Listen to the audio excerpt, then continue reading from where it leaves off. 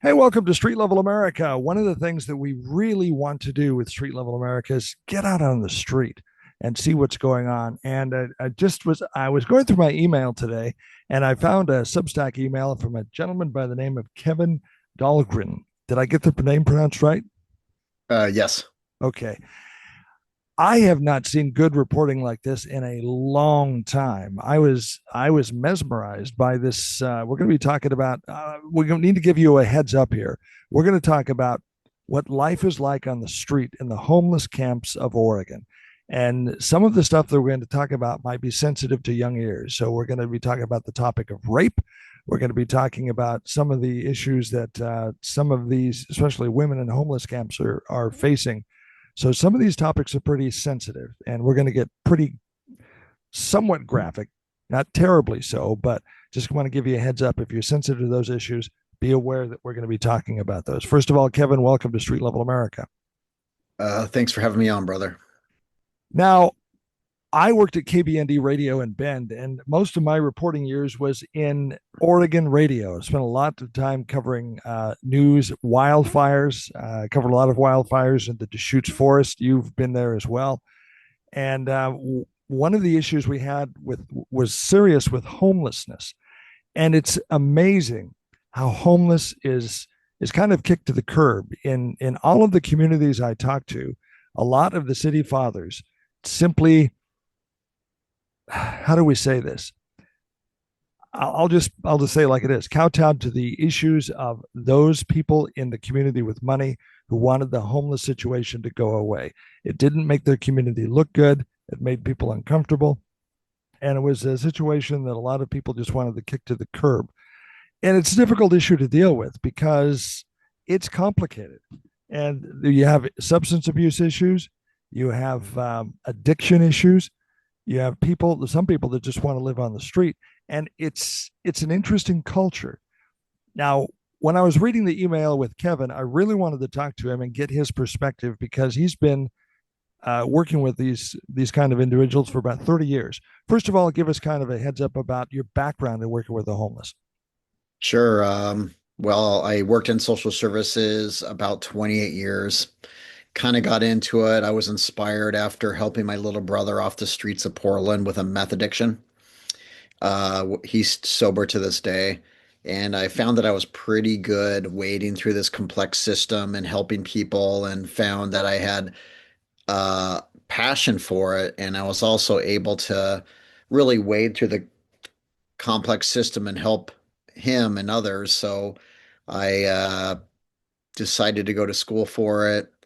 After college, I started working in the nonprofit sector and just kind of stayed there for a couple decades. I Uh, also worked in local government, city, county, and state. What, how are you finding that local governments are reacting to the homeless situation? They simply don't want to deal with it. They want it to go It's, away, correct? yeah, they very rarely have reacted the right way, right?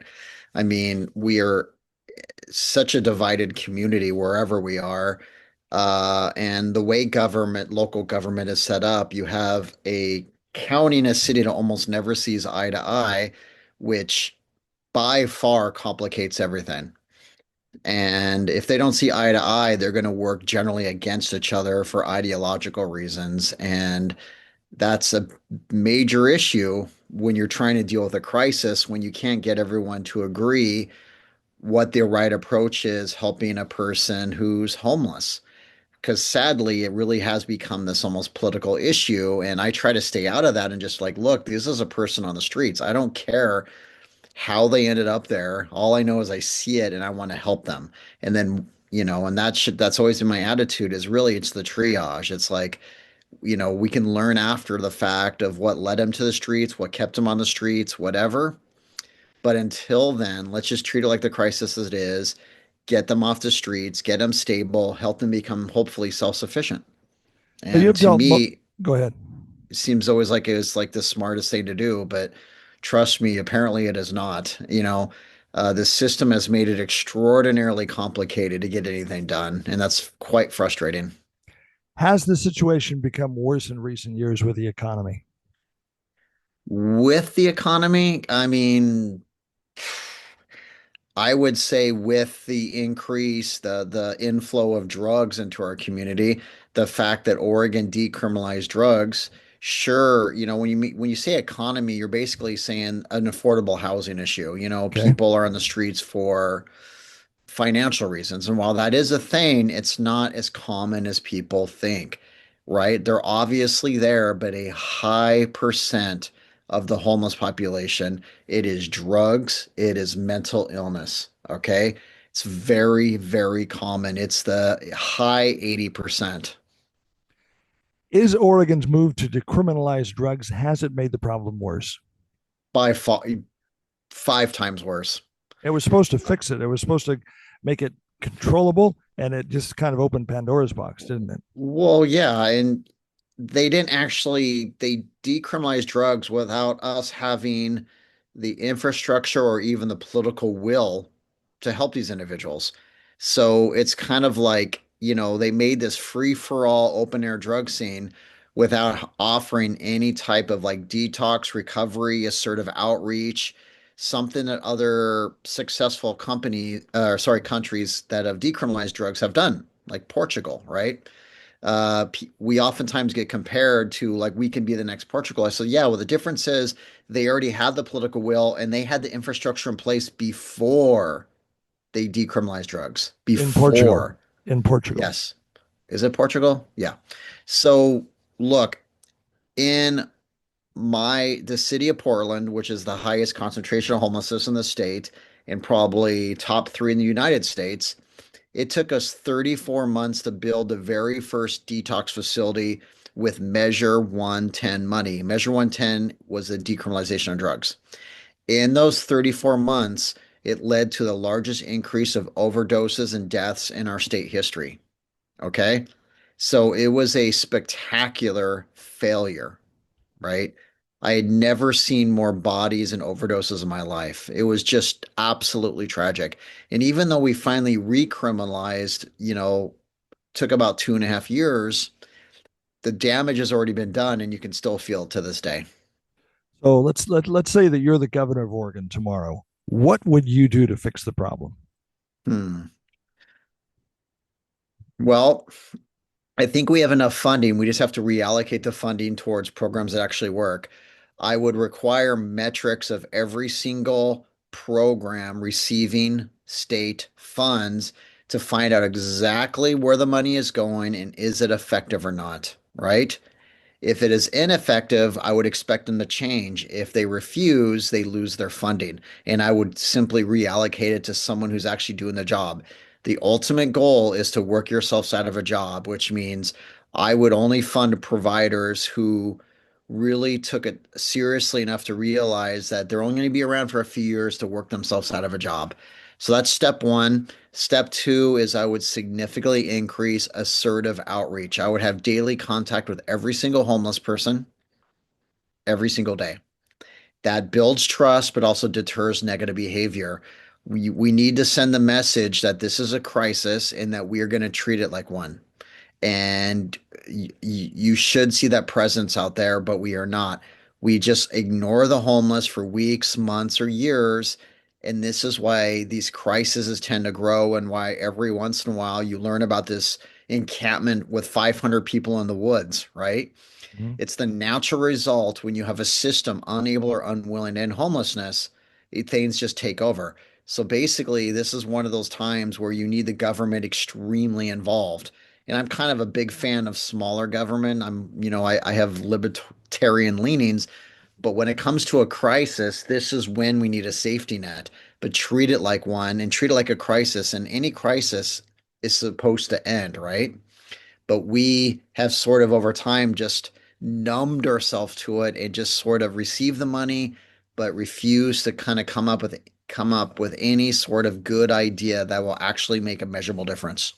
It's a very complicated problem. It's going to take a complex situation to fix it.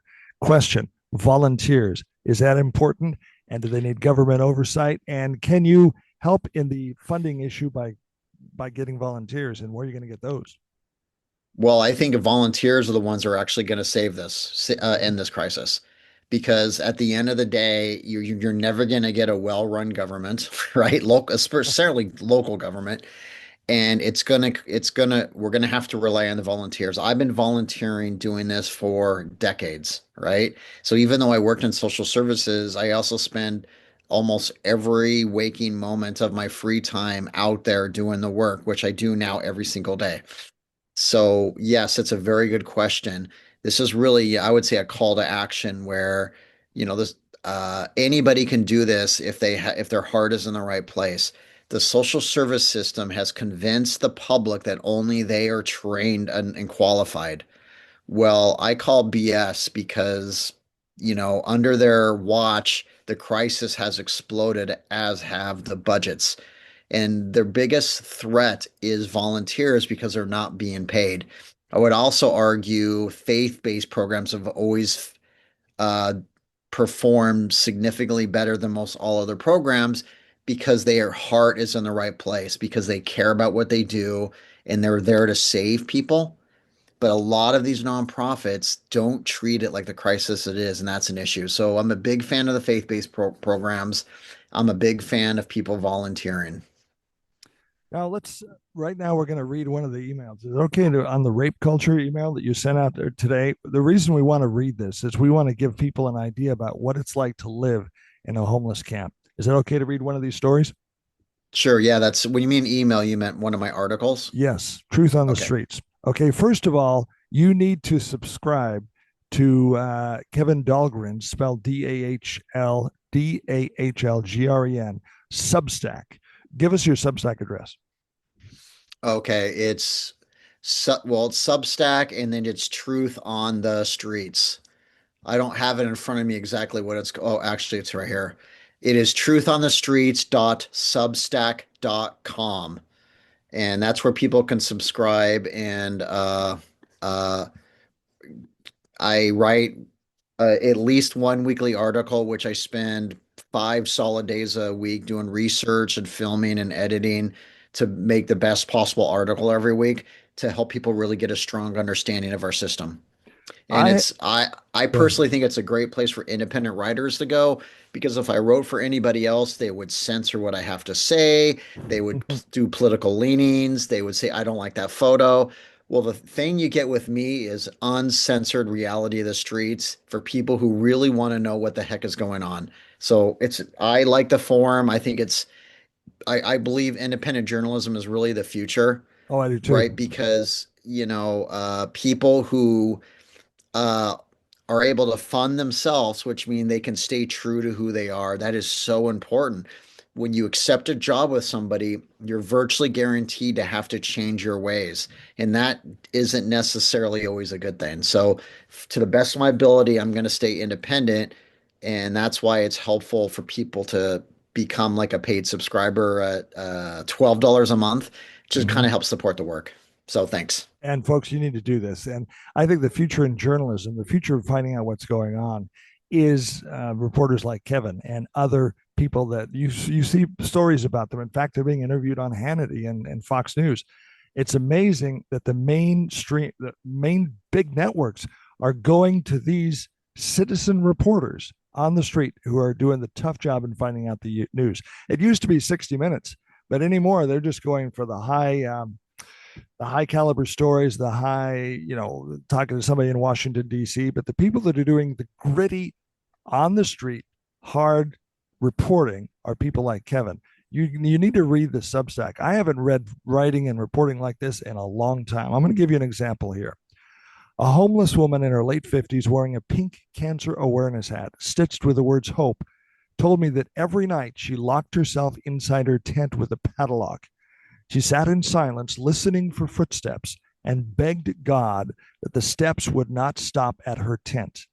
When they did, a hand tapped on the fabric. Tap, tap, tap.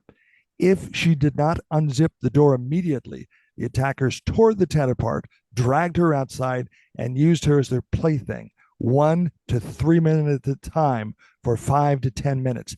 Afterwards, they took whatever they wanted from her belongings and left. She heard screams almost every night. As much as she hoped they belonged to no one, she admitted she felt a brief flash of relief each time it wasn't her. When it was, she prayed that only her tent wouldn't be taken, because without her tent and nowhere to sleep, she never called the police. The unwritten street code forbid it. Reporting a crime meant retaliation from the very people she relied on for survival. Now, this is the kind of gritty, on the street, first person narrative that we need to know about. What is it like to live on the street? What's it like to endure this? I know that often we drive past these folks and think, "Oh man, it must be really hard out there," but nobody, very few people are doing the serious reporting and sitting down and talking to these people and getting their story. And Kevin, you're doing a great job. I've read some of your stories today. It brought back a lot of memories when I was covering fires in Deschutes County, and uh, so it brought back a lot of memories.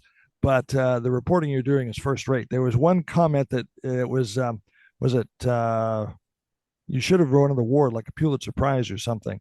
It's well written, and it's first person narrative, and the pictures are great as well. This is the kind of journalism that we should be getting from mega dollar mainstream networks, and we're not.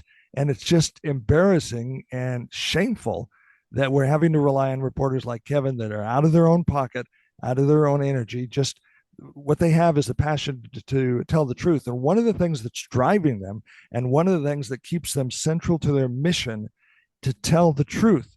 A lot of times, and I've been employed by others, and Kevin's right.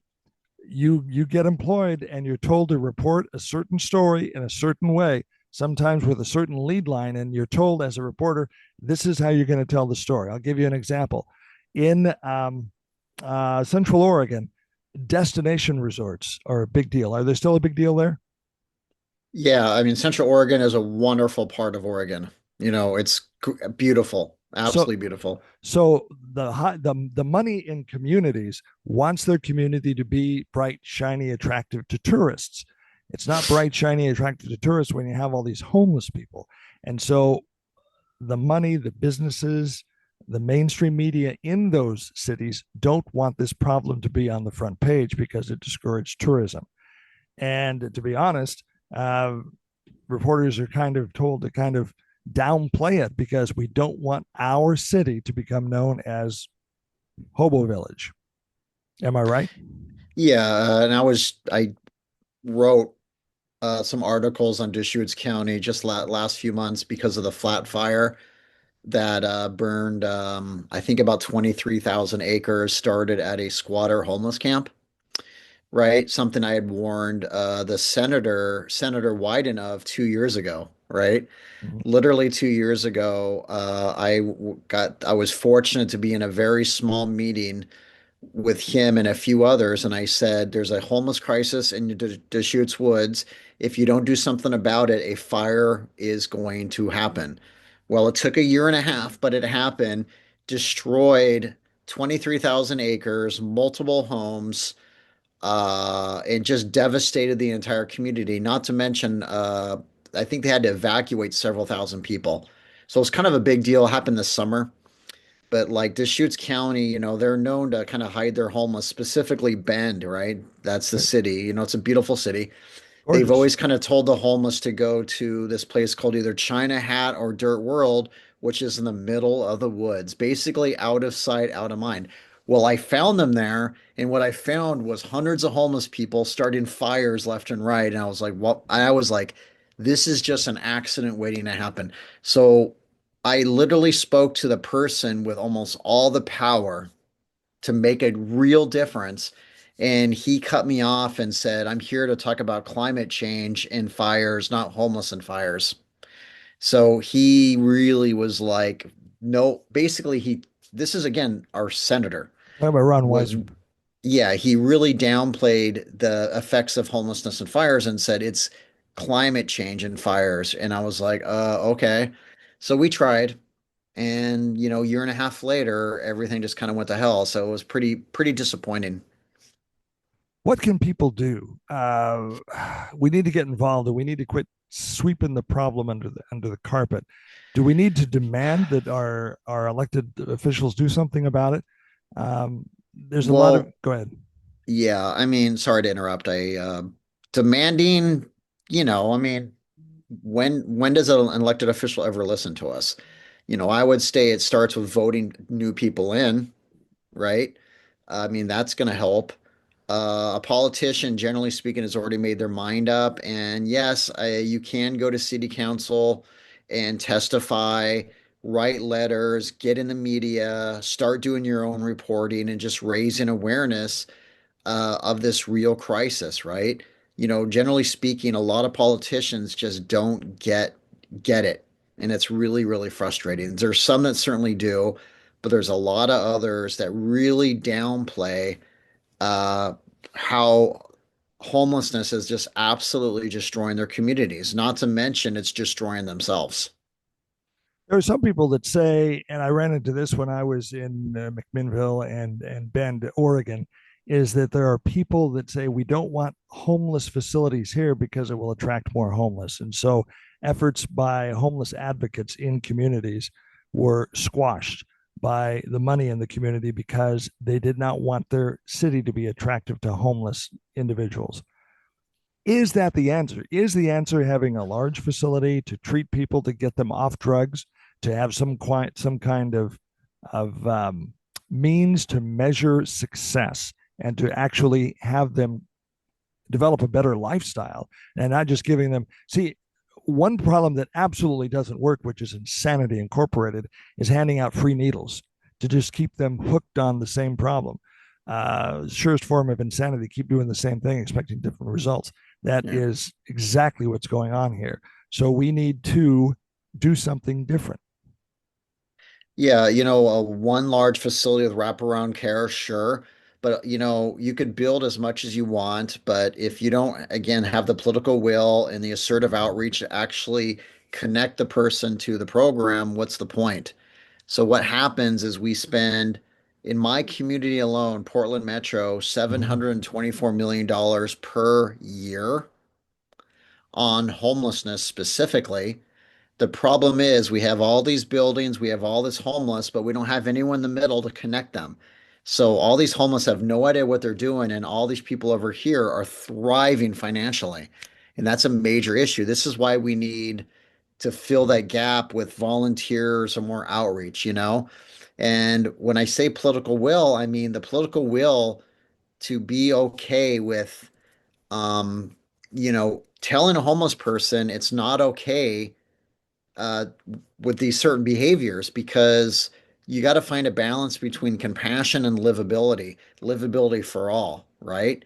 Mhm. Meaning it's okay to not only want to help the homeless person, but also be comfortable in saying, I don't want you in my parks. I don't want you on my sidewalks. I don't want you to use drugs in front of a school or basically anywhere.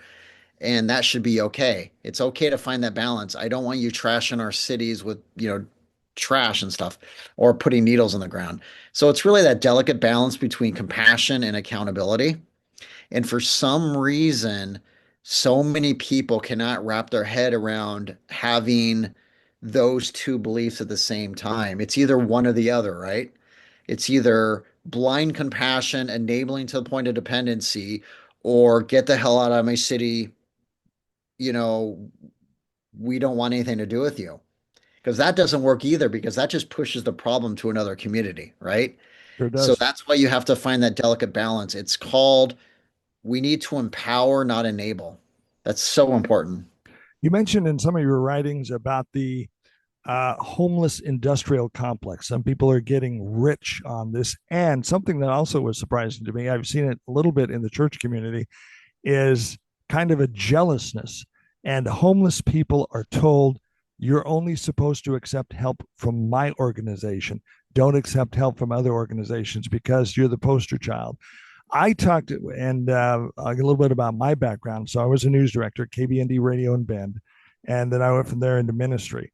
And so I had a lot of opportunities to talk to people in the homeless community. And one of the things that absolutely infuriated some of the people I talked to was called the photo op. They would come a Sunday morning, they would come in their Sunday meeting clothes and they would have a picture taken. Here, we're giving you a sandwich. Take a picture to put it on the Sunday morning bulletin. And then they drive away, and the homeless person never sees them again. And that happens time after time after time. And it just really makes them mad because they're saying, I feel used as the homeless person. I feel used as a Hmm. photo op to raise money for your church to make you feel good. And then you drive away. Yeah, and I'm going to be perfectly blunt here. Generally speaking, just feeding a homeless person over and over again is never going to make any difference whatsoever. It doesn't actually help them. I mean, look, of course I will buy lunches for the homeless when Sure. needed and stuff, but for providers that do nothing but feed over and over again, you've kind of you've squandered that opportunity to actually try to help them because once obviously built some trust because they like you and they're taking your food, you don't have to walk away. Why not let them eat, then sit with them and be like, hey, help me understand how you end up on the streets. Help me understand why you're an addict. Have you asked for help? Why aren't you asking for help? What is it like on the streets? Ask those questions and then try to help them or do your research and try to connect them to the right people, right? Everyone always thinks that like somehow feeding the homeless is helping. Well, it's like, most homeless are never going hungry because there's so much food, and you know, they politely accept it. Some are happy with it, some are indifferent to it and don't know how to say no. But like we squander these opportunities if all we're doing is feeding them and walking away. Do they want help? Do they want to change their lifestyle or do they want to live on the street? Well, I see that's a complex question. I know I've Is- Go it, ahead. the best way I can answer is this. It's our job to try to change their minds because as it stands now, a good 50% of the homeless population simply choose to live outdoors, Mhm. consider it a lifestyle, Right. are okay right now using drugs, okay with being off their meds, have no idea, can't even comprehend what it's like to be indoors. It is our job to work them and get them to think differently about the world around them and to accept help. So to answer your question, in a way, yes, but in a way, no, because I really believe a lot of this is just simply a trauma response or just fed up with the system where they gave up and just said, you know what, enough is enough. I'm just going to choose the streets because the social service system sucks. I got burned. No one is helping me. I never talk to anybody. So it is our job as a community to build that trust with these individuals, bring back some hope, and then right when their ambivalence changes towards almost an action stage, strike when the iron is hot and be like, all right, let's work together and let's fix this. Right? I mean, no one said it was supposed to be easy. I mean, it can be very difficult work, but there's so many more of us than them. I mean, imagine if like so many people went out there every day, it'd be this huge group effort and it wouldn't feel overwhelming anymore. Like I walk the streets of Portland every single day. I see two other volunteers out there the most, right? I rarely run into social service providers, yet I spend all my time in the most concentrated areas of homelessness in the entire city. So my question has to be, where are they and where is the money going? Because if I was in charge, I would require these outreach teams to be stationed on these highest concentration neighborhoods and really blocks and never leave. Just simply say, we're going to talk to everyone every day and we're going to do everything we can to help them, but you never see them. It's like it's infuriating to me with all this money because to me it's a big waste. So again, if I were king for a day, I would reallocate the funds. And I can confidently say this. Mhm. I believe with the right model and the right approach, I could blindly cut the budget in half and still make a more measurable difference. Right. And that's important. So I suggest to people, because you were saying, well, what can they do? Well, it's not Sure. even just about the volunteering, because not everyone's either capable of, or they don't feel comfortable, or it's not their thing. At the very least, they need to do the research of who they're voting for, Mhm. because the people you vote in are the people who are then assigning these people to these nonprofits that are running these places. So you got to vote for the people who really just understand this crisis and have a true belief from their heart that we can end this crisis, right? Yeah. And so it's really about voting differently. And this isn't a political thing. It's like, look, there's good people on both sides. but there's a lot of people on both sides who are kind of like ideologically driven with everything, and that's a bad recipe. Now, in my working with the homeless here in Central Oregon, I'll share some of my experiences, and we can compare notes here. Sometimes you've dealt with people who reached out and tried to help a homeless person, but maybe they were burned, maybe they got something stolen from them, and so they have a bad experience, and so they withdraw. Likewise, from the homeless person situation, they feel used. My example about the photo op, and so you have these two people that have tried to reach out, they get burned, and they just kind of, oh well, and they walk away from each other. And the problem you have, like veterans. One of the things that we ran into in the veterans community in Bend, for example, is some of those veterans came home from the Vietnam War, and they just moved to the woods because they'd had it with society. We treated the Mhm. Vietnam veterans terribly, and they basically said, "Screw you, I'm out of here." And they went and lived in the woods, and some of them always lived in the woods because they simply wanted to check out from society. So, what I think, and I think you'll agree with me, let's see what you think about this idea, is it's going to take a while to learn to work together to almost evangelize them to a more sustainable, productive lifestyle. They've been burned, they've had trauma, they've had bad experiences for decades, some of them. And you're not going to be able to just go up to them with a sandwich and say, okay, it's all better now. You've got to engage for a long term effect. One of the organizations that I saw work well in Central Oregon was COVO, Central Oregon Veterans Outreach. And I don't know if COVO is still in operation. I believe they are. I hope so. Because they targeted the veterans community and they went out and they built relationships.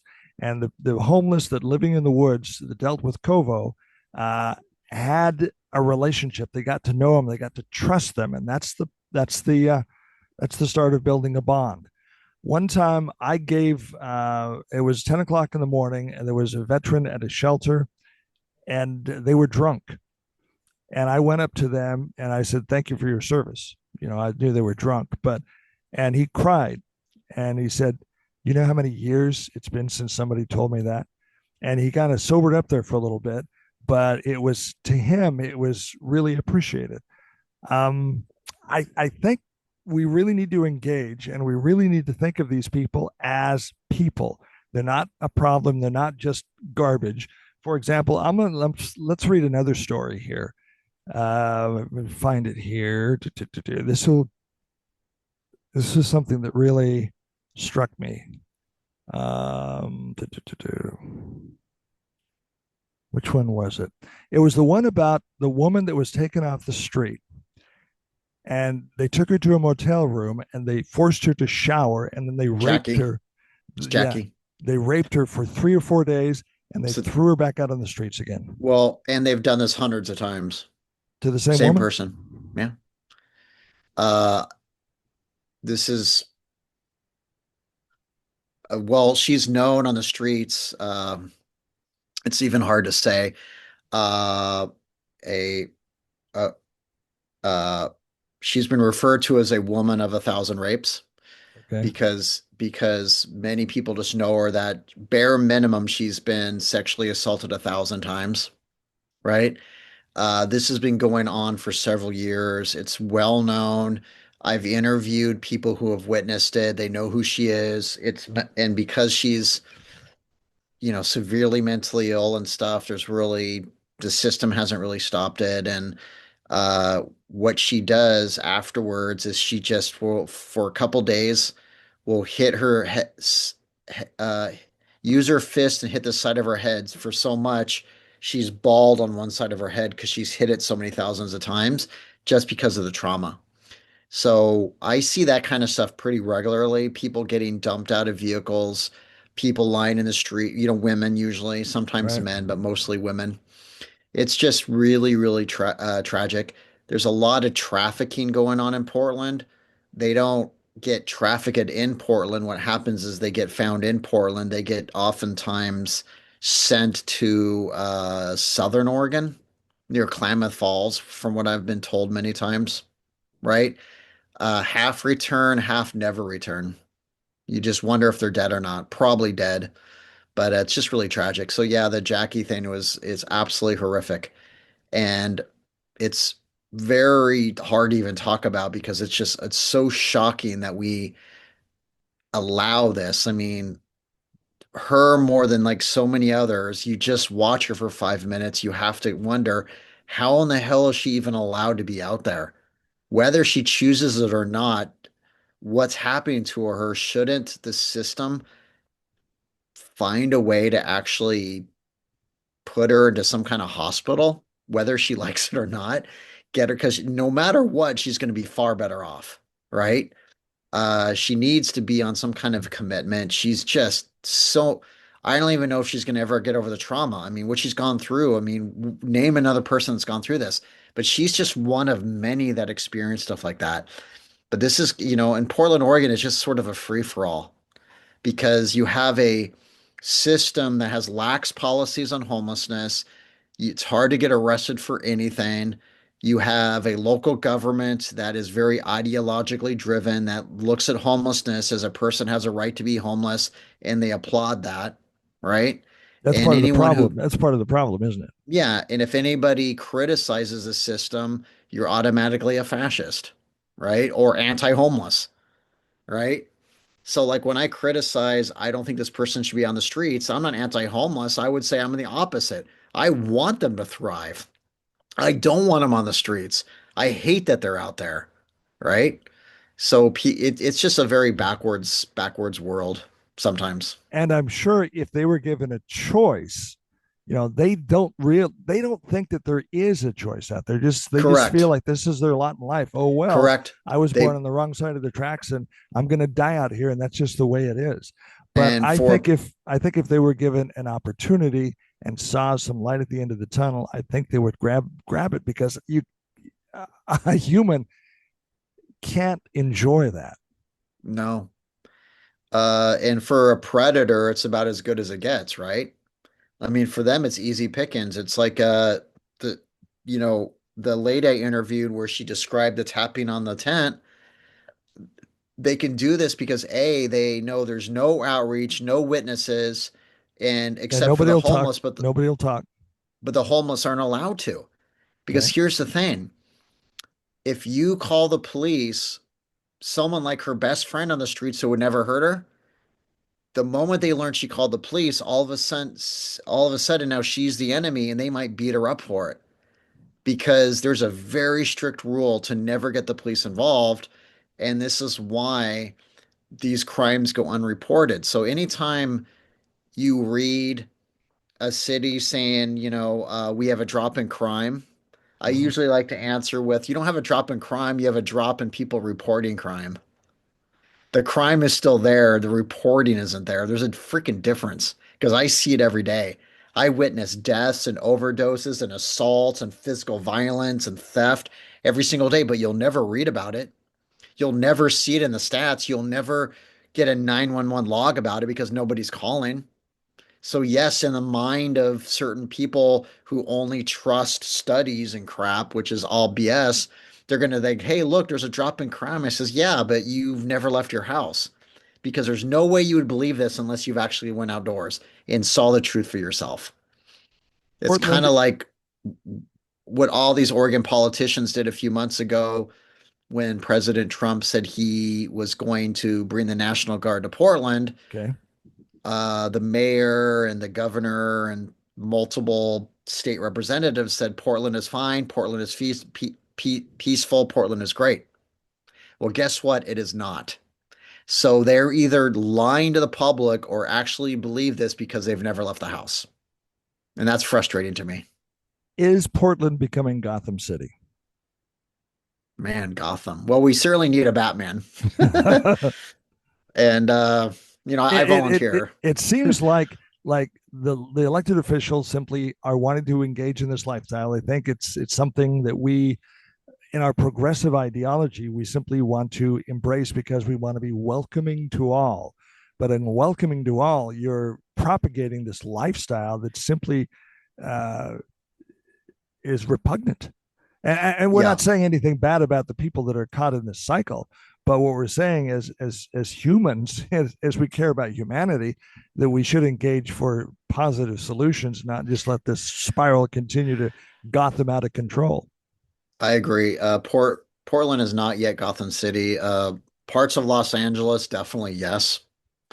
Um, Portland is certainly worse than it's been in many, many years. We're going down a dark road. I'm still cautiously optimistic. We have a mayor who's at least trying. We have a few good programs starting to kind of step up their game. People are starting to really watch people like me and others and realizing there's the truth of the streets, and they're demanding more from their leaders and elected officials. So sometimes people ask, well, Kevin, what is the actual purpose of you doing this? And I said, well, it's to raise awareness, but also it's to change people's minds, to realize that it's much more worse than people realize and much more complicated, but not unsolvable. And so I try to say that's why I do what I do, because I just have this heart for it. I care deeply about my community. Feel deeply about the homeless community and everybody else. And I'm a strong believer in God. And I just kind of, you know, a lot of my work is based on faith. It's just do your best to do good every day and to do your best to love thy neighbor, Well, even the ones who annoy you. thank God for that. We'll be praying for you. And folks, give me your Substack address again. We need to support this young man and going out there and finding out what's really going on. Well, I appreciate it. It is truthonthestreets.substack.com. And it's a great place for independent writers to go. And if you would just maybe write it somewhere in the description, that would might help too. But that's where they can find me. And my name is Kevin Dahlgren, Dahlgren. But just type in Truth on the Streets .substack.com, and you can easily find it. There's a photo of me that looks basically like this. So And I'm looking for some of the photos right now as we're talking of the people on the streets, and it breaks your heart. The Bible says, if you do it unto the least of these, you do it as unto me. And Jesus is talking about rendering aid and comfort to the Son of God. If you do it unto the least of these, you do it unto me. And I believe in prayer. I believe in the power of prayer. I'll give you an example about something that happened at a homeless shelter that I was a board member on in, um, where was it? It was Bend, Oregon. I'm not going to tell you which one it was, but uh, we had a sickness going through the center, and we prayed because they were about ready to shut us down. If it was nobody knew what it was. Everybody's getting sick. Middle of winter, we're going to shut you down because we can't have this propagate through the community. So we prayed, and we had some people quarantined in motel rooms and at the shelter. And all of a sudden, everybody started getting better. All of a sudden, everybody got better, and it went away. And the problem went away until health officials kind of breathed a sigh of relief because they didn't have to be the Grinch closing down a homeless shelter in the middle of the winter. mm, And we just gave thanks to God because all of a sudden everybody got better. So there, and in my ministry, we've also seen other answers to prayer, but this was a specific answer to a specific prayer we went through, and we prayed over all the beds, prayed over all the people, and they all got better. beautiful. So I think a big part of the answer to this is raising awareness. The as we develop strategy to fix this problem, we need people like Kevin going out there and telling people like us what is actually going on in the street. And as awareness grows, then hopefully people will find it in their hearts that, hey, this is not sustainable. This is not the way we want to treat our fellow men and women. Having a woman of 1,000 rapes living in our city is not what we want to be known for, and is not how we want to treat humanity. There will be, I believe, when we're judged, and I believe there will be a judgment day, that there will be a sin of omission as well as commission. What that means is not only will you be judged on what you did do, You will be judged for what you refuse to do, given the opportunity to help your fellow man. And I think this is a great example because a lot of times, I'll give you an example. And people may be willing to want to help a homeless person. I mean, they may have a bad experience. I was driving through Twin Falls, Idaho once at a busy intersection. There was a lot of homeless there, and I was reaching into my wallet to get money to give to a homeless person, which you shouldn't do. You should. We'll talk about that here in just a moment. Just as I was pulling my wallet out, the guy, I guess he didn't think I moved fast enough. He got angry, threw something at me, and flipped me off. Okay. So obviously, I didn't give him any money. But my example is this: sometimes people have a bad experience and they go, I'm not doing that again. And you need to realize that some of the stories we've talked about are real stories. Kevin didn't make these up. And these people have been traumatized and been used by so many people over so many years that they don't trust anyone. And it will take a Well, while to build up the faith. and speaking of, I didn't make them up, is when I started doing this early on, I wasn't really filming or taking photos. I was just talking about my experiences, right? And I got all these comments saying, this doesn't seem real. And it really opened my eyes as, wow, I have to film everything. And so when you read my stuff in my articles, it's always backed up with the actual video and photos and all that stuff. It's really important for people to see what I experience. And so I film a lot to show the true reality of the streets.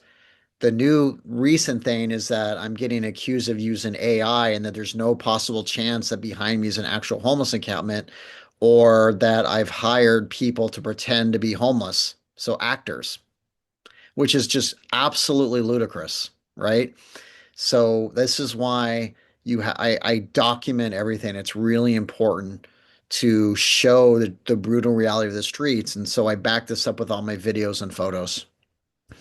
AI is something I'm really interested, really concerned about because of what you just mentioned. There is coming a point, and we've done a story on Street Level America and some examples of some of the sales pitches that are out there saying, "Here's some AI that you can develop. You can have, you could develop an AI picture of Donald Trump saying he voted for Joe Biden, and you know he didn't." But AI is so getting so good that you can have anybody say anything. My concern is this: that the people already don't distrust the media. They will distrust it even more because they will accuse the media of just exactly what they've accused you of, is that can't possibly be real. They can't possibly be that bad. It's artificial intelligence. It's AI generated. You're saying no. Yeah, look, I mean, right now you can still mostly tell the difference, but it's getting good. Yes, it is. And you have to think in the next couple years, it's going to be almost impossible to tell. And what they're going to do is they're going to be able to look at video of you or me. They're going to use the actual video with our actual voice, but they're going to change what you say. Mm-hmm. And they're going to change it just slightly enough where it's almost possibly believable. Then all of a sudden, it's almost hard for you to defend yourself. You're like, oh my God, I don't even know how to say I didn't do this. It's pretty terrifying. Uh, you know, so um, several months ago, I was toying around with AI, just like with some AI videos. I had this idea where I would because I oftentimes will ask a homeless person, describe addiction to a person who doesn't understand addiction. And I want them to describe it in a way where people can understand what that means, you know? And so I fed those answers into a AI video generator, which came out was these really shockingly amazing videos where people would say like, well, worms are coming out of my head, my face was melting. And so I was able to show that in a video of just like the chaos, right? And a few people commented and says, while this is interesting, we don't want you to do AI because you need to be that person that has nothing to do with AI because it's getting too easy. And so I actually agreed with them and just said I can't do that anymore. So I felt like it's just in my opinion, whether it's dumb or not, I've decided I just can't have that in my life, and that I just got to stick to kind of the old school way of reporting. Whether maybe I'm the kind of person that's refusing to accept that computers are gonna be a thing. Like Mhm. someone like in 1968 being like, computers, that's a fad, right? But right now, because AI is so new, I don't really care.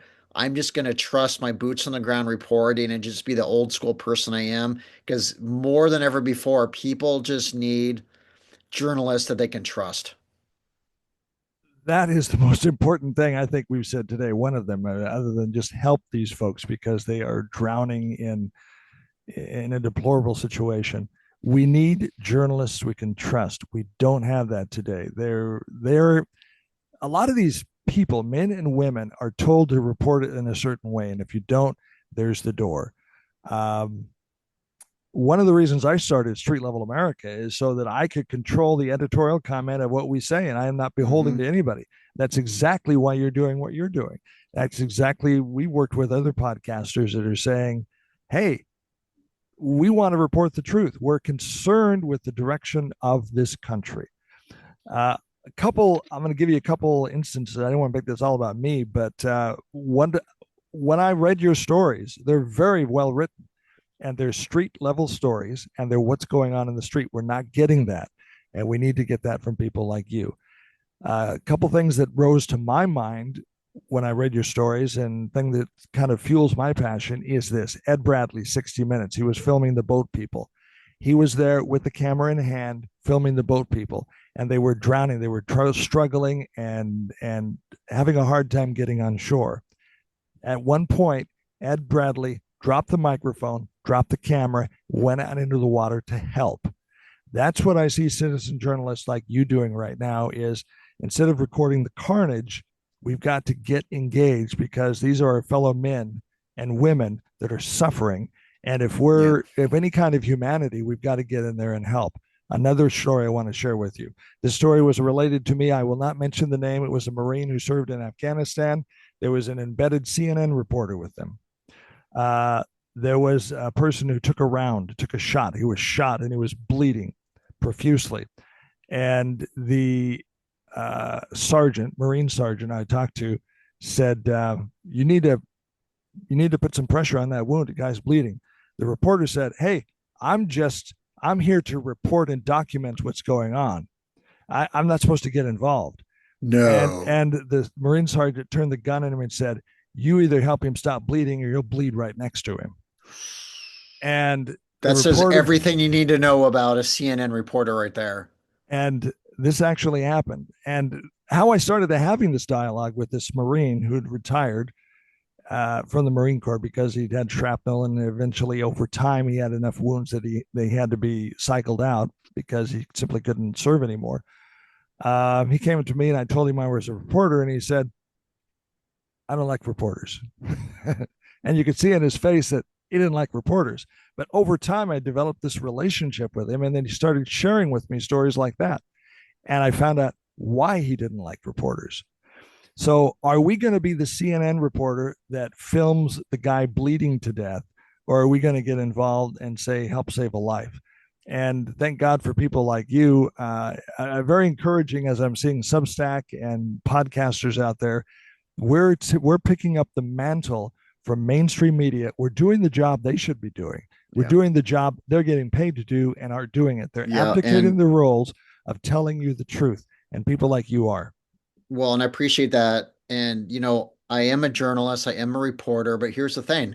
I'm very involved. I mean, just recently, after interviewing a homeless lady that I never met before, I went on my socials and says, "Does anybody know who she is?" A few days later, her mom in Juneau, Alaska said, "That's my missing daughter." A day after that, a nonprofit said, "We'll pay your ticket home." Long story short, is I coordinated her to leave the streets of Portland where she was getting trafficked and a boyfriend who put her on drugs. And now she's home safe in Alaska today. This happened only 2 weeks ago. So like I got extremely involved and saved her. Another example, last year, I was with my photographer friend Tara, and this teenage boy just approached us and said, "I need help. Where do I go for a shelter?" We said, "Shelter? That's insane. You're like 16." Long story short is that he had left home from Salem, Oregon, and had no idea what he got himself into. We dropped everything and drove them back to Salem personally that day within an hour. We dropped everything because it was the right thing to do. So, yes, I report every day, but when necessary, I'm Narcanning people who are overdosing. I'm doing CPR. I'm getting people in the hospitals. I'm feeding starving people. I'm preventing people from bleeding. I broke up a knife fight a few weeks ago where one guy was attacking another person. I literally said, stop. I got in the middle of him and said, don't do that. Right. So I am very, very in the middle of the chaos, doing my best just to try to keep the insanity to a minimum.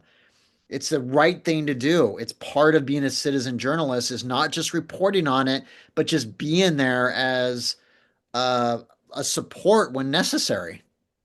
What do they think So of you when you're in the street? What are the people who live on the street? What's the reception of you? Do they like you? What's going on I there? I have mostly a good relationship with them. Of course, some are kind of up to no good, so they're not too happy I'm around. But they've also witnessed me saving many people, and so overall, I have a very good relationship with a lot of people live on the streets, right? I do everything I can to help them, but also kind of raise awareness. I think they understand. I sometimes have to report on things that they're doing that probably aren't the smartest ideas to try to raise awareness of things that are actually going on, right? Mm-hmm. It is an odd, delicate balance, I think, because I've spent years building this sort of trust with this population. So that is a challenge, of course. But at the end of the day, my number one focus is just kind of also protecting them. So if I really see something horrific happen, I'm going to drop everything and do everything I can to save them. You know, Are there any a lot of cities? time, Go ahead. lot of times you'll see me camera in one hand, it's still filming, but with my other hand, I'm trying to break up a violent fight. I'm doing my best to like stop the chaos rather than being that National Geographic reporter that is watching the lion approach the antelope to kill it. I'm basically running towards the antelope saying, "Get the hell out of here." you know, Are there any cities doing it right in your review in America? Or Not is large cities. everybody's just kind of throwing money at it and hoping it goes away and saying, Oh move on? gosh. We don't really have that one great large city that has this perfect model. And a lot of it is the fact is we're a divided country. In a divided Mm-hmm. country, it's never going to work out perfectly. So with that said, yes, there's smaller communities doing their best. There's smaller programs that are very niche that are nimble, really, that are just doing good work. If we could just sort of duplicate that, that would be something. But as far as like cities go, I mean, not necessarily. I mean, What you should a know, person do? They're approached and somebody says, I want money because I want food. What's the response of the average Good Samaritan? Hey, I'm a homeless person. I'm Joe on the street. I want money. okay, not everyone's going to like this answer. It's probably not true. They're they're probably not hungry. I mean, almost every city has plenty of food and resources, and I hate to say it, a high percent of the time it's probably going to go to something that isn't food. Mm-hmm. I just don't. I've just, especially in larger cities, it's just not a thing. And generally speaking, that's why I say it's not the best idea to give to a panhandler because you just don't know what's real or not. And it's better to try to do your research and give to good programs or to just good people, volunteers, or even citizen journalists who are actually out there doing the work. You know what I mean?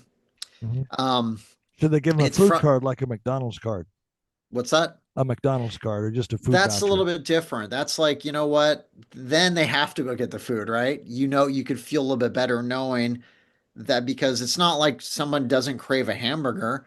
So like I'm not against food cards. I sometimes give them out, but I'm just Mm-hmm. saying giving straight cash to a homeless person who you don't know, where do you think it's going to go to, right? And it's generally speaking just not the best idea. I mean, when you see a person on the freeway holding a sign that says homeless and hungry, I'm always just like, no, you're not. I'm sorry, most panhandlers make about $500 a day doing the panhandling, and that's tax free. So that's pretty damn good money, right? So I'm just, I encourage people, and it sounds like I'm sounding anti-homeless. I'm like, no, it's just not helping them at all. It's not doing anything to better their lives. Why don't you actually, okay, by the way, if they're hungry, stop what you're doing and buy them lunch and sit next to them and talk to them because then you're going to know whether it's real or not. And if it's real, great, get to know them. Or what's likely to happen is they're going to be like, nah, never mind. I just wanted to go do it myself. Something's up. Trust me. Something's up if they turn down sitting with you in a restaurant. So, there's always ways to figure it out. Okay.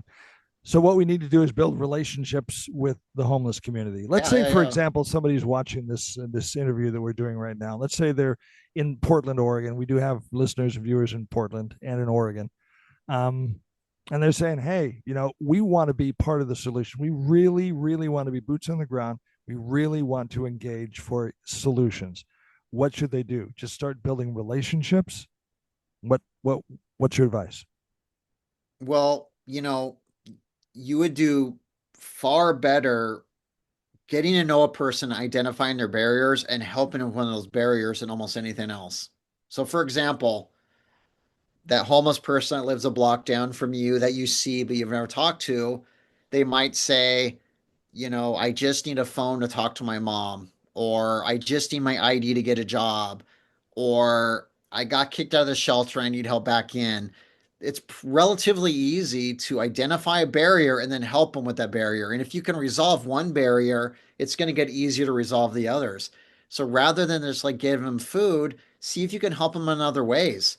Like family estrangement is really common on the streets. Why not actually sit there and let them use your phone? I mean, think about this. What if you approached a random homeless person and said, hey, this is my phone here. How would you like to call a family member right now? 90% would be like, are you kidding me? Of course I would. They're going to be blown away that you would even say that. And I do this all the time Hmm. because they miss their mom, their dad, their brother, their sister. They're almost always in shock that somebody would even do that. That's making a real difference right there. Spending a little time and a little trust that they're not going to run off your phone can make a huge difference. So I do stuff like that. It's like kind of thinking outside the box. Last night, a homeless person approached me and said, I need a ride. Can I get in your car and can you take me to the bus stop down the street? My initial reaction was I didn't know this person and I didn't feel safe in putting them in my car, but I offered to call the police to take them to the bus stop. Correct response? It is universal safety. If you don't know them, don't do it. I mean, even if they legitimately wanted that, if you don't know them, it's just too dangerous, right? You just Mhm. don't know. Generally speaking, it's probably going to be okay and they're probably not lying, but I just encourage people like, I know people have sometimes said, I really met this really nice homeless person. I'm going to let him live in my basement. I'm like, do you even know this person? And 99% of the time, it always goes to hell. So I've look, heard the same horror stories. yeah, I do get lifts to the homeless, but these are homeless people I know. These are homeless people I've worked with for years and I trust, and I will do that. But just to a random person, I mean, that's very, very dangerous. So generally speaking, no, that's not a good idea because it just puts yourself at higher risk. But you could say that on anybody. I mean, I would be just as nervous if some random person I've never met who clearly isn't homeless said, "Hey, can you give me a lift to the bus stop?" I'm like, I don't know you, right? I hate to say it, but it's just like we live in a dangerous world right now. So what you kind of said that the right thing is like, well, what if I got you a bus ticket, or if you had the time, get him a cab, or honestly, sometimes just say no. Sometimes you just have to accept the word no. Wow. So we need to pray for the home. There's a lot of things we need to pray for about in America. This is a situation with the homeless. What we're doing, I guess, in synopsis of what we're saying is what we're doing isn't working. We need to really take a hard look at this. We can't just throw money at the problem. We've got to engage long term for long term benefits. We have to look at developing relationships and get them off the street and really look hard at relationships, programs that can counsel, mentor, Hmm. them into a more lifestyle, to a better lifestyle. Now, some of these people I've talked to them, hey man, uh, this isn't all of them, but I talked to a young man and said, hey man, I don't have to worry about anything. I like living outside, and I'll just, I just call it spange. I don't know if they still call it spanging, but they just get money, and I don't have rent to pay. I don't have anything to go on. I just live on the streets. Yeah, And and when you give a person like that money, you're enabling them, and shame on you for doing that. right. That is not helping them whatsoever. So what I would recommend in that situation is say, hey, well, I come by here every day. Let's, maybe I'll see you tomorrow, and continue to have a discussion with this person and try to talk to them about a better lifestyle. Uh, this isn't this isn't cool living on the street. This is cold. This is hot. This is Yeah, dangerous. Uh, we need to reach out to these people, and I say these people. We need to reach out to our fellow humans to say, hey, God loves you. We do too. We're praying for you. There is a better way. I agree. Closing There's always a thoughts. better way. Closing You will thoughts. never get your needs met on the streets. A homeless person will never get their needs met on the streets. So the last thing we should do is make it easier to stay on the streets. That doesn't mean completely cut them off and make them miserable. That means working with them to identify their barriers to get their butts off the streets as fast as possible.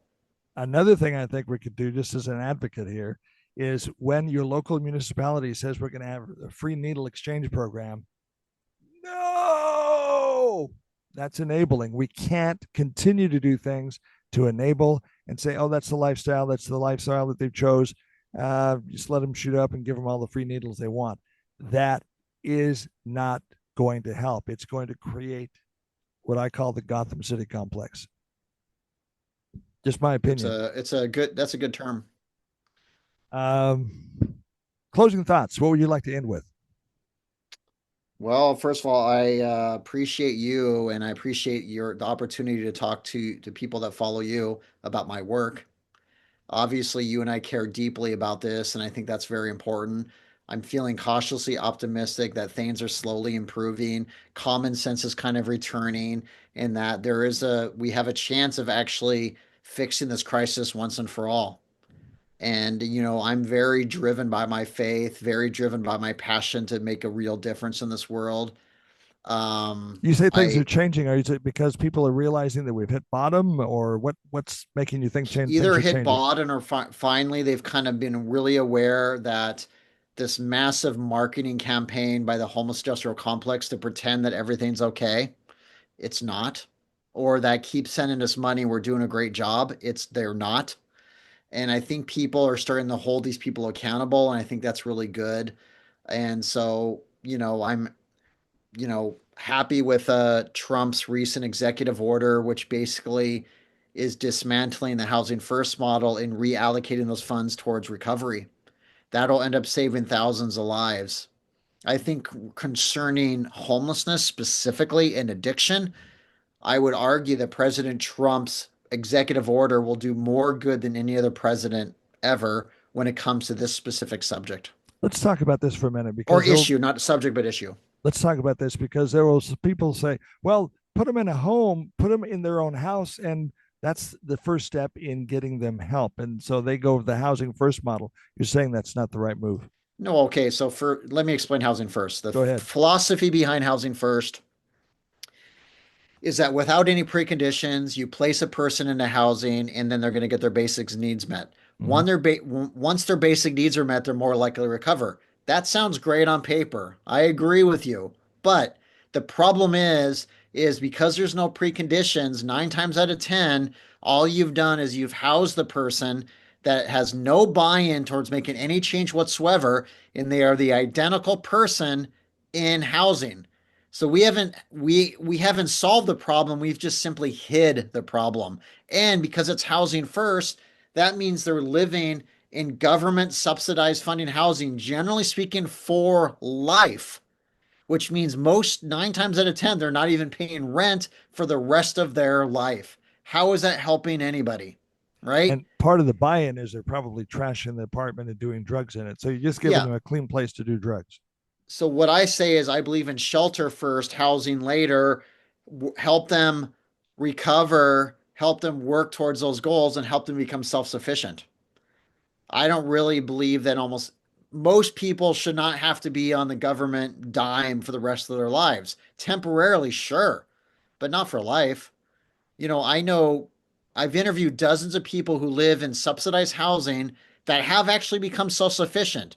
They work full time, they went to college, they're thriving, but they've decided to stay in the government housing because they don't have to pay rent for the rest of their lives. So now these are self sufficient adults thriving, but they don't pay rent. And so a lot of them have like $250,000 in the bank because even having a crappy job, if you have no bills, eventually you're going to become rich, right?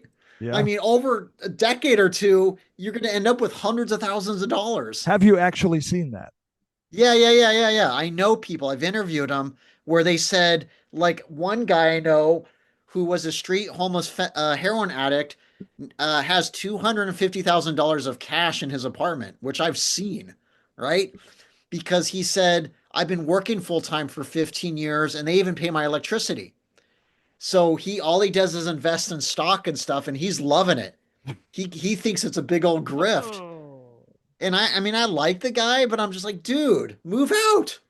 He goes, I plan to move out in 5 more years once I have enough to afford my 4 bedroom house. So the government is buying this dude basically a mansion. I mean, come on, it's just ludicrous. You know why they can get away with it? Because there's no oversight whatsoever. In the eyes of the government, they did a good job. They got a person off the streets that we're still paying for, even though they're self sufficient. The way we could resolve this is if we actually had better tracking tools to find out where the person's at today and do they still need help. Wow. Now, we're not saying that everybody's doing that, but we're saying that even if some are, folks, we do this a lot on our show. Hang on. This is the wallet of the American taxpayer. Okay. What we're doing, and you people on the show have seen me do this, we're taking this and we're just throwing it. And then at the end of the day, the American taxpayer has this. And meantime, the gentleman that he's talking about, he's in the money. He's rolling in the dough. He's taking your dollars and he's putting them in the pillowcase, and he's doing okay. Yep.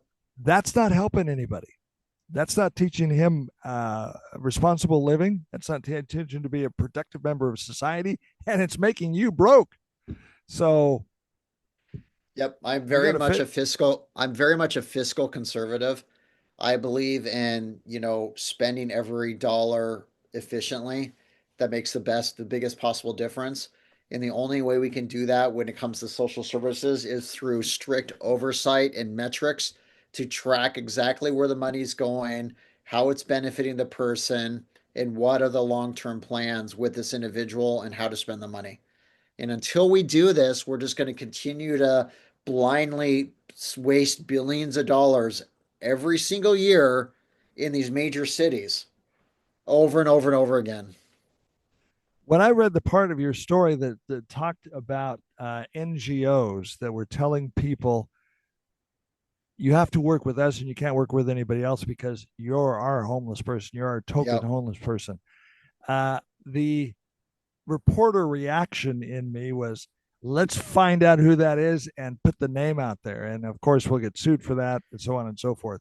But I think with raising awareness of just the overall issue, as more and more people become engaged and involved, that kind of thing, I hope, will go away because there will be so much light put on it.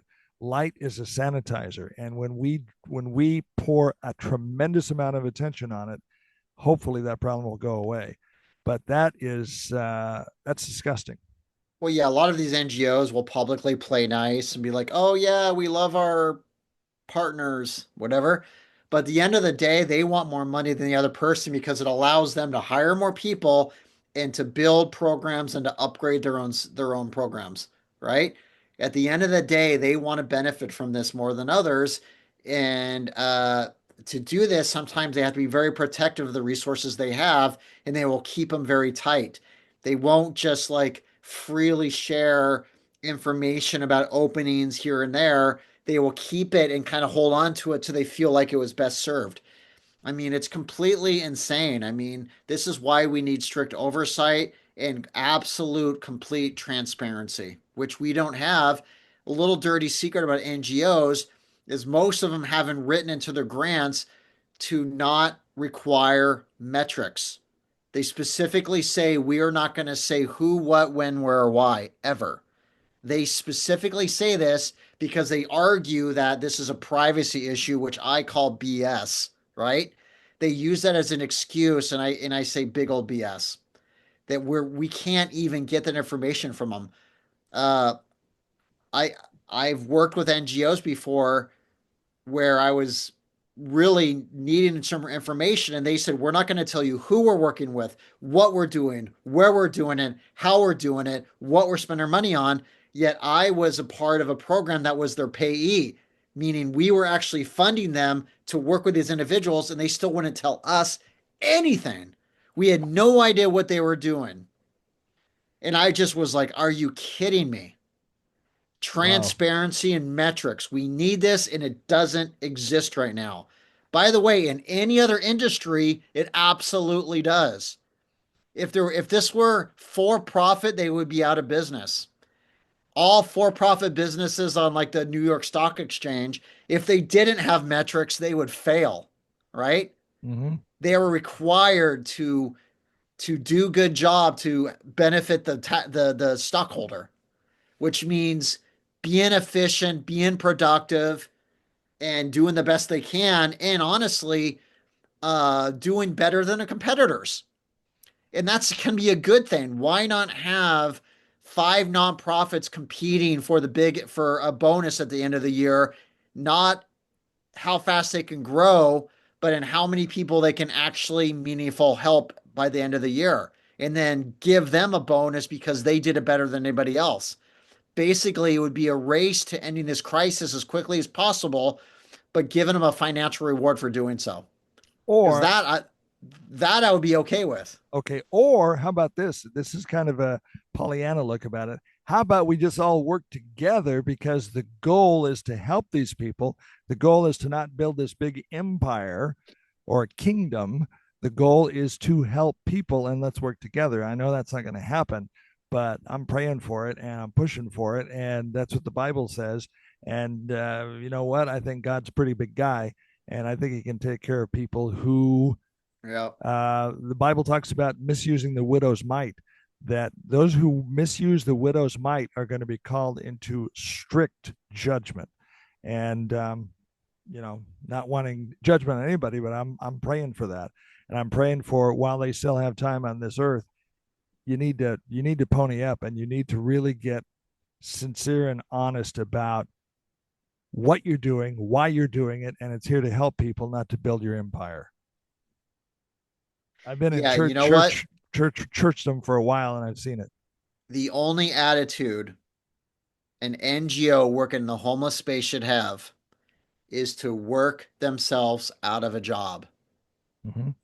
That should be their number one goal is they have done a good job if they've worked themselves out of a job because they've been so successful.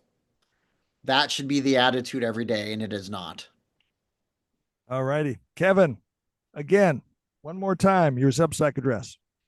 It is truthonthestreets.substack.com. I appreciate if you put it into the comments so people can just click the link.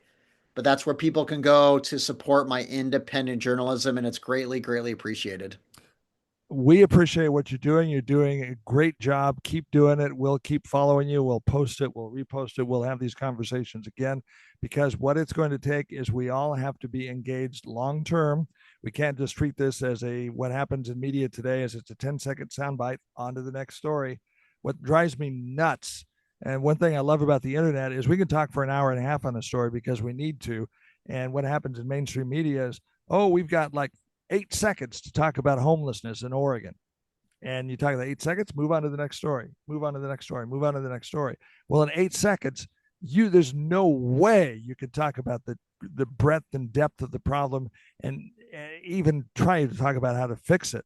So the cool thing about the internet is we can have long form discussions about issues that we need to have long form discussions on. This 8 minute soundbite stuff is just getting clicks for the mainstream media and making their advertisers rich, Yeah. but it's not solving the problem. It's just clickbait.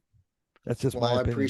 I appreciate that. And if people aren't big on reading, there's like other ways to donate, which I could talk to you about, if they want to support my work in other ways. Okay, we're supporting you, and we'll Thanks, keep in brother. touch. We'll keep in touch because your boots on the ground in Portland. There's some cities that definitely keeping an eye on. I have an affinity to Oregon because I was born there. I was born in Eastern Oregon. I owned a radio station in McMinnville, Oregon. Spent most of my broadcast career in the state of Oregon. I'm in Tennessee now, but by birth, I'm an Oregonian. And last I checked, Oregon is part of the United States, and I dearly love, as you can tell by the flag behind me, dearly love the United States of America, conservative lifestyle, love God, and Amen to that. like I said, the Scripture says, if you help the least of these, as it's if you're helping Jesus Christ Himself. And also, we were talking about AI. One of the things I wanted to mention, there's so many things that can strike fear into people's hearts. Oh, fear this, fear AI. We don't know who to trust. And now they can make up AI stories where it looks like uh, Donald Trump is begging you to vote for Joe Biden. And we really don't know who to trust. And one of the things we have to be careful of as people, and especially as Christians, do not live in fear. Time after time after time after time in the Bible, it says, do not be afraid. When the angels show up on Christmas Day, when the shepherds were there, do not be afraid, for I bring you tidings of great joy. For unto you born this day is Christ the Lord, the Savior of all mankind. Whenever angels would show up, do not fear, do not be afraid. When Jesus is at the tomb, do not be afraid. 365 times in the Bible, it says, do not fear, for I will be with you always into the end of the earth. I will never forsake you. So, Christians, we need to realize that the God we serve is bigger than the world we live in, and the enemy that is trying to terrify us and shut us down into silence. Um, God says, I'm bigger than that. Jesus told Peter, the gates of hell shall not prevail against the kingdom of God. Way back when Eve ate the apple and God came into the garden, found out, oh boy, there's going to be the pain right now. He said that the offspring of the woman would crush the head of the serpent. That was part of the punishment for the serpent deceiving mankind. And we are to be kind of warriors for the kingdom of God. And we're part of this grand thing called building the kingdom. We are not God. We serve God, and He has promised to never leave us, never forsake us, and He told us to not be afraid. And I think we really need to remember that as I see journalists that are assaulted on the streets of Seattle or Portland or LA. They're just trying to find the story. And as we see agents trying to perform their lawful duty to just enforce the laws of America being assaulted, it could be easy to be afraid because you can think, oh boy, it's impossible to win this situation. But remember what God said: do not fear, for I will never leave you, I will never forsake you, I will be with you always. And the kingdom of God will not be shaken. The kingdom of God will not lose. We will win, and we win at the end of the day. When Jesus Christ was crucified on the cross, the last thing He said is finished. It's done. I won. He did. So, Kevin, it's been amazing talking to you. I'm looking forward to having conversations again. And hey, man, just keep up the good work. You're doing a yeoman's job in Oregon, and we want to keep in touch because I kind of like the state, and it's a Thanks, beautiful brother. state. It's a beautiful state, and there's people out there that are I think there's homeless. I know there's so I haven't talked to him, but I know there's people out there in the tent in the cold every night praying that somebody will come and save them. So let's join them in prayer and let's actually be the answer to prayer. Amen. All right. You have a good one. We be in touch. All right. Thanks, brother. Appreciate you. God bless. God bless.